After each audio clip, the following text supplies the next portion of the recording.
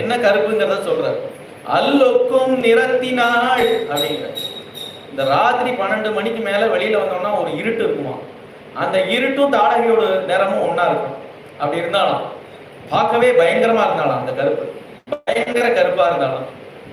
ராமர் என்ன கருப்பு அப்படின்னு கேட்டா, அந்த நீருண்டு மேகம் மேல கிளம்பி வருமே, பார்க்கறதுக்கே ஆசையா இருக்குமே, அந்த மாதிரி இருந்தாராம் ராமர். அவரும் கருப்பு தான், கரிய செம்மல் தான் அவரும்.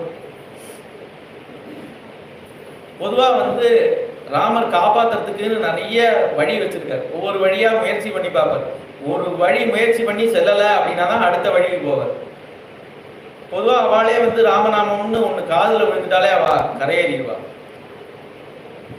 அந்த ராமநாமம் வாயில வரல அப்படின்னா அவர் இன்ஜெக்ஷன் போடுவார். அந்த இன்ஜெக்ஷனாவது உள்ள தங்கிட்டுனா அது மூலமா அவ ராமநாமம் சொல்றாளா அப்படின்னு. இது மாதிரி சத்சங்கம் கிடைச்சு அது காதுல விட்டு அது மூலமா